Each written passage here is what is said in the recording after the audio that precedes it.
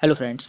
आज से हम एनसीईआरटी फास्ट रिवीजन की सीरीज स्टार्ट कर रहे हैं, जिसमें हम एनसीईआरटी के सभी इंपॉर्टेंट पॉइंट्स को एक वीडियो में कवर करने की कोशिश करेंगे, जिससे आपको ज़्यादा प्रॉब्लम नहीं होगी और आपको ये आसानी से याद हो जाएंगे। और हम ऐसे पॉइंट लेंगे जिनमें से क्वेश्चन पूछे जाते हैं। तो आज की पहली वीडियो है जिसमें हम देखेंगे बायोलॉजी की इंपॉर्टेंट यूनिट्स। तो देख लेते हैं। तो देखिए, ये कुछ यूनिट है जिनमें से नीट के एग्जाम में क्वेश्चन पूछे जाते हैं और ये सभी यूनिट आपको पता होने चाहिए। जैसे कि पहली है यूनिट ऑफ क्लासिफिकेशन। तो इसके आपको तीन आंसर मिलेंगे, टैक्सॉन, रैंक एंड कैटेगरी। यदि आपको तीनों ऑप्शन मिलते हैं तो आपको ऑल ऑफ द अबव करना है, अदरवाइज आपको टैक्सॉन, रैंक या फिर कैटेगरी में से कोई सेलेक्ट करना है।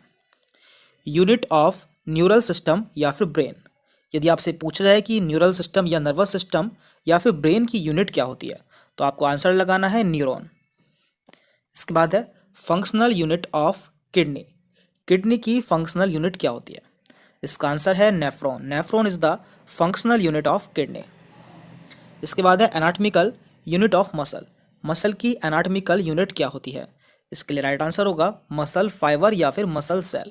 आपको इनमें से दोनों ही ऑप्शन मिल सकते हैं, या तो मसल फाइबर या फिर मसल सेल। इसके बाद है functional unit of contraction. Contraction की या मसल कॉन्ट्रैक्शन की फंक्शनल यूनिट क्या होती है?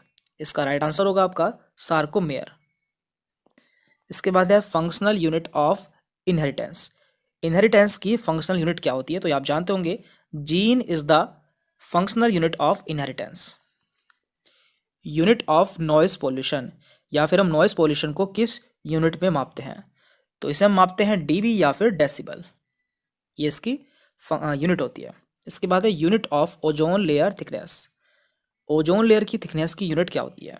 इसे हम कहते हैं डीयू या फिर डॉप्सन यूनिट। इसके बाद है functional unit of nature. Nature की फंक्शनल यूनिट क्या होती है?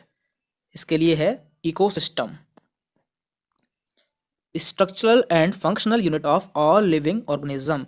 सभी लिविंग ऑर्गेनिज्म की स्ट्रक्चरल एंड फंक्शनल यूनिट क्या होती है? तो ये आप जानते होंगे, cell. Cell is the structural and functional unit of all living organism. इसके बाद है structural and functional unit of liver. Liver की स्ट्रक्चरल एंड फंक्शनल यूनिट क्या होती है? इसके लिए सही आंसर है hepatic lobules. Hepatic lobule liver की स्ट्रक्चरल एंड फंक्शनल यूनिट होती है। एंड लास्ट है functional unit of lungs. Lungs की फंक्शनल यूनिट क्या होती है? तो इसके लिए सही है एल्वियोलाई। लंग्स की फंक्शनल यूनिट एल्वियोलाई होती है, जहाँ से गैसेस का एक्सचेंज होता है। तो ये सभी कुछ यूनिट है बायोलॉजी की, इनमें से नीट के एग्जाम में क्वेश्चन पूछे जाते हैं, तो आपको ये सभी पता होना चाहिए। और इसके अलावा कोई यूनिट बचती है तो आप कमेंट करके बता सकते हैं, जिससे बाकी स्टूडेंट्स को पता चल जाए। और इसी तरह हम पूरी बायोलॉजी को कवर कर लेंगे, जिससे आपको याद करने में काफ़ी हेल्प मिलेगी। Thank you very much.